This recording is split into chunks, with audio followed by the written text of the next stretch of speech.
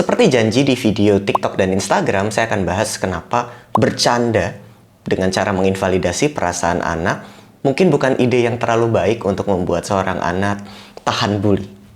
Simak video ini yuk.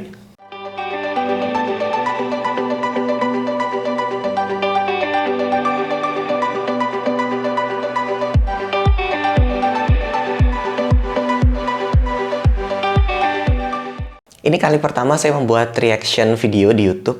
Jadi teman-teman boleh kasih masukan apa hal yang menurut teman-teman butuh diimprove dari reaction video ini. Jadi karena ini reaction video, kita juga sama-sama ngamatin videonya juga ya.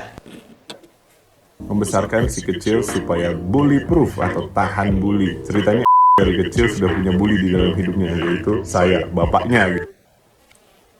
Kita mau mengomentari dulu aspek ini. Cara kerja otak anak dan otak dewasa itu jauh berbeda. Jauh berbeda.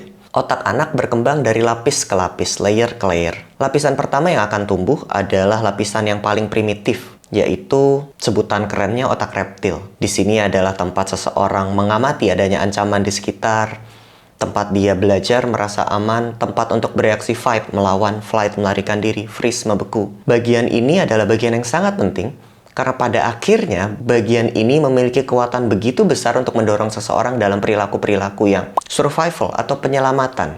Yang mana jika seorang anak belajar bahwa hidupnya tidak aman, maka sangat mungkin dia akan bereaksi dengan sangat impulsif atau dengan tidak terprediksi oleh orang dewasa karena tiba-tiba saja. Bukan cuma anak kecil, ketika kita tumbuh dewasa namun berada dalam survival mode terus-menerus, mungkin perilaku-perilaku kita pun jadi nggak masuk akal. Ada pekerjaan yang harusnya bisa dikerjakan dengan mudah, lalu saya flight, melarikan diri.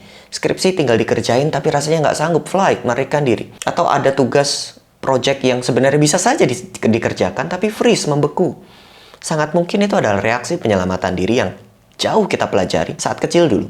Mari membayangkan anak kecil itu tidak punya daya sebesar orang dewasa. Mereka nggak punya kekuatan otot sebesar orang dewasa. Mereka nggak punya kemampuan kognitif sebesar orang dewasa. Mereka bergantung pada orang dewasa untuk mempelajari dunia ini seperti apa. Mari membayangkan jika seorang anak terlanjur belajar bahwa dunia ini adalah tempat yang tidak aman untuknya. Maka akan banyak hal yang hilang.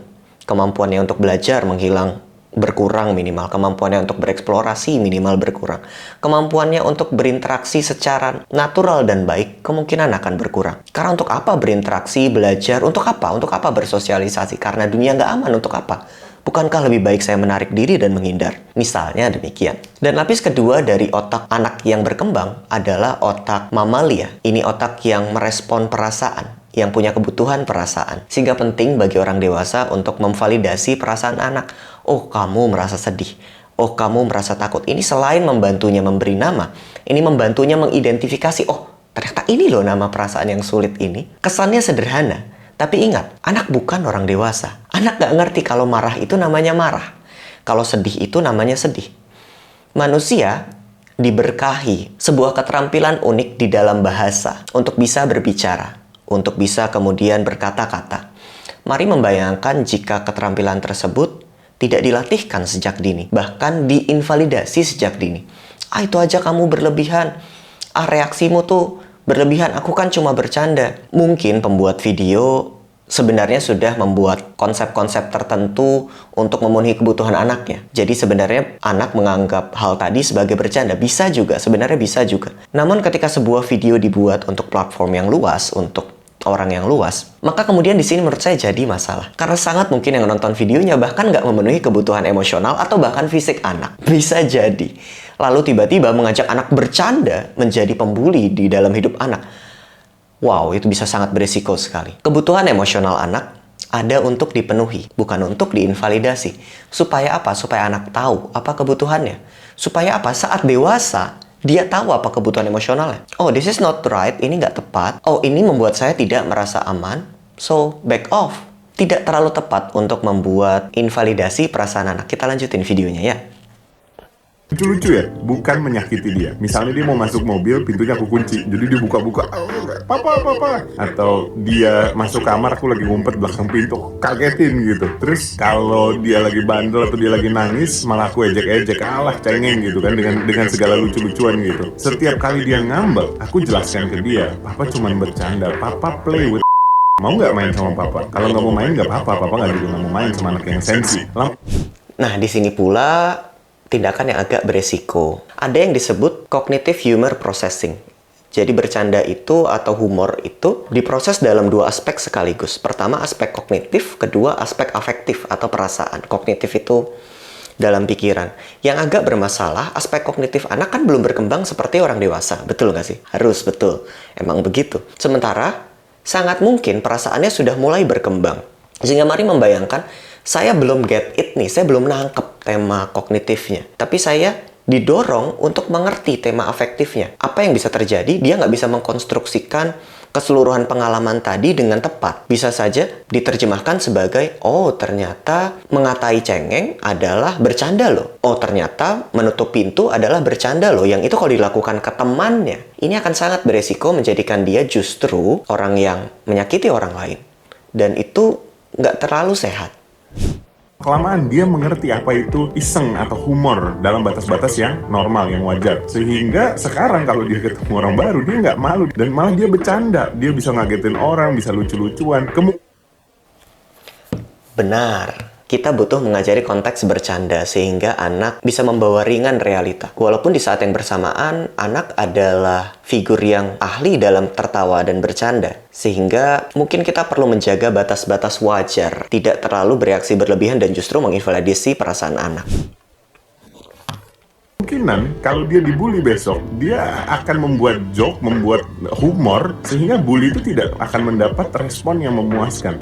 Saya akan mulai masuk ke tema yang menurut saya cukup mengganggu saya. Kita tidak bisa menciptakan anak yang tahan bully, because it doesn't exist.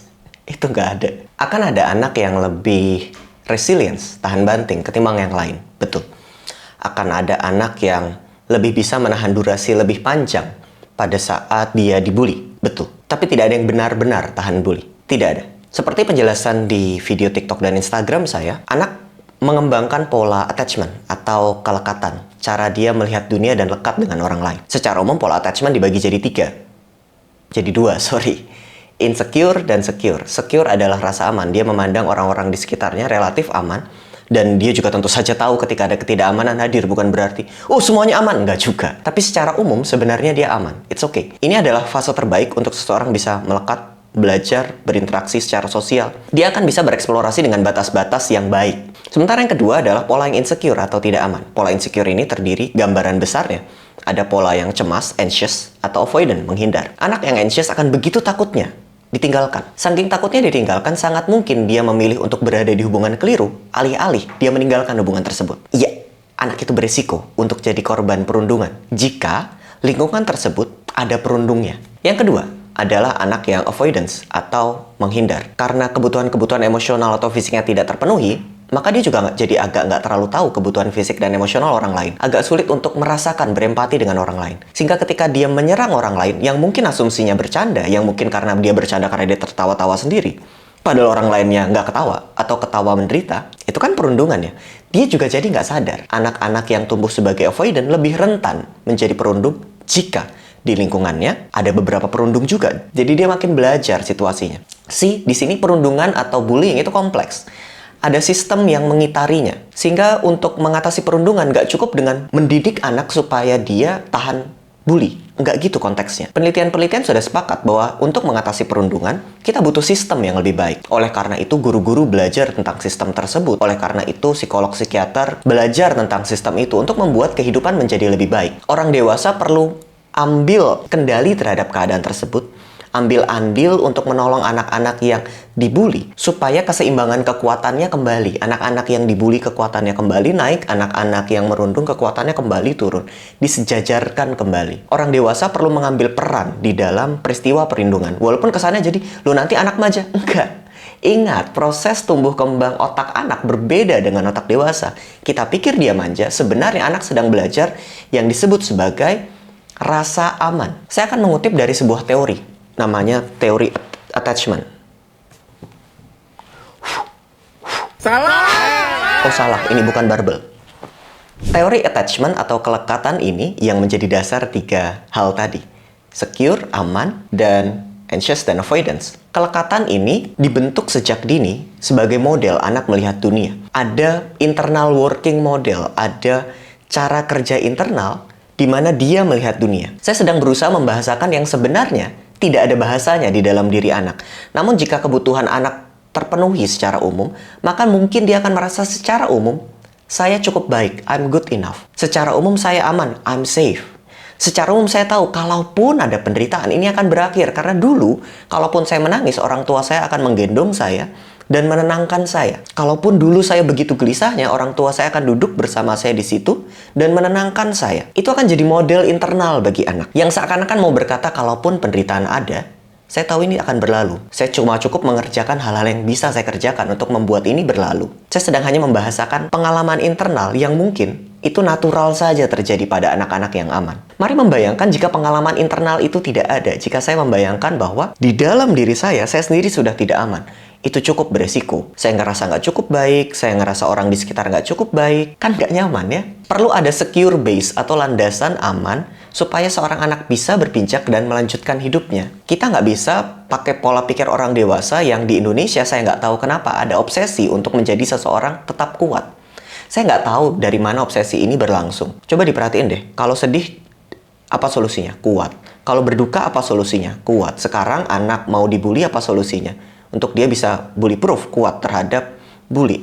Saya sebenarnya nggak tahu dari mana obsesi orang Indonesia dewasa terhadap kekuatan. Karena sangat mungkin yang dibutuhkan anak bukan kekuatan itu sendiri. Ya. Sangat mungkin yang dibutuhkan adalah keramahan, kelembutan, ulas asih, dan sangat banyak hal lain selain kita membuatnya menjadi kuat. Ada banyak hal lain. Dan ketika rasa aman ini berkembang cukup baik, kita bukan hanya membuat seorang anak tidak berada di dalam hubungan perundungan lebih lama, sehingga dia bisa mencari pertolongan karena dia tahu orang dewasa akan menolong. Kita juga sedang membuat seorang anak tidak menjadi pembuli. Karena dia cukup merasa aman dan bisa merasakan empati untuk teman-teman di sekitarnya. Cara kerja otak anak berbeda dengan cara kerja otak dewasa. Mari tidak menggunakan cara kerja logika dewasa pada anak karena sangat mungkin itu keliru. Demikian dari saya, terima kasih, bye-bye.